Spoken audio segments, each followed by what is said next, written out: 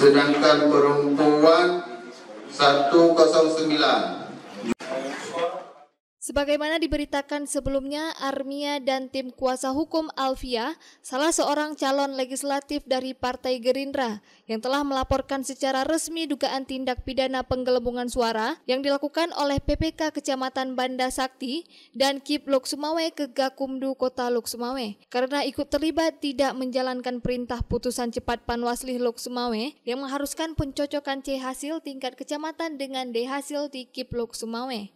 Terkait dengan pelaporan tersebut, Koordinator Gakumdu Panwasli Kota Lok Sumawe, Yuli Asbar mengatakan tidak bisa meregistrasi laporan tersebut untuk ditindaklanjuti. Sementara itu, khususnya untuk PPK Kecamatan Banda Sakti Kota Lok Sumawe yang sempat menghilang dan tidak hadir saat rekapitulasi suara, akan dilaporkan ke Gakumdu untuk dikaji sejauh mana dapat dijerat dengan pidana pemilu. Setelah sebelumnya PPK tersebut telah terbukti melakukan pelanggaran administrasi dengan keluarnya putusan cepat Panwasli Kota Lok Sumawe.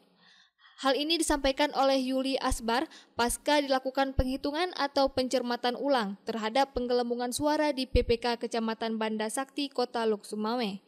Terkait dengan laporan kuasa hukum Armia, itu bagaimana Bang tindak lanjut?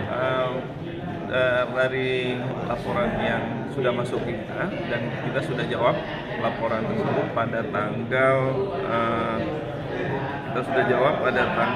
15 Maret kemarin. Bahwasanya laporan dari Armia tersebut sudah kita kembalikan, artinya tidak bisa kita registrasi. Karena yang pertama ada dua terlapor di sini. Yang pertama adalah KIP Kota Lok Sumawe dengan 5 orang komisionernya dan PPK. Nah, terkait dengan hasil pencermatan dan analisa kami, bahwasanya memang itu belum bisa kita registrasi, sehingga kita kembalikan. Nah, untuk tindak lanjutnya ini akan menjadi temuan kita, karena PPK ini setelah proses ini akan kita lakukan pemrosesan untuk pelanggaran pemilunya. Jadi pelanggaran administrasi sudah kita putuskan.